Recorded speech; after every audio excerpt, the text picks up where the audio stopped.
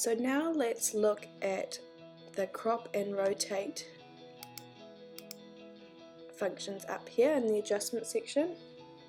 So you'll see this little crop icon. So this lets me adjust my visual here in the preview. So I can move the horizontal position, vertical position, rotation. If I want to reset any of that, I can go like that. This will come in really handy when you are working with maybe a different orientation and you need to position your shot within the square or something like that. Let's go back to landscape. You can also scale your footage, which is really good. Just be careful if you scale it up that you don't get your shot becoming pixelated. I encourage you to maintain proportions ticked.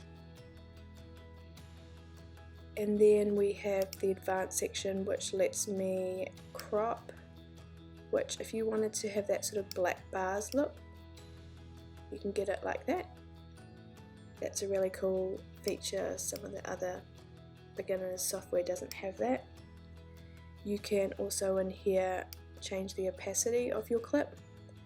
So that is good if you maybe have a logo that you don't want to be 100% sitting on top of another clip, and you've got edge feather, which I wouldn't use if I was you, but it's there if you want to. Now I just want to show you how that sort of works with, let's say, a logo. So I'm going to put this logo on top of this clip. So I want the logo to show, so it has to be above the clip. Now you can see at the moment it's way too big, so I can scale down the size of that, and then if I want it to the side, I can move it to the side and like that, and things like that. And like I said, you could change the opacity so it's actually quite light. So say I want it up in the corner, I would go like that and then scale it down and move it.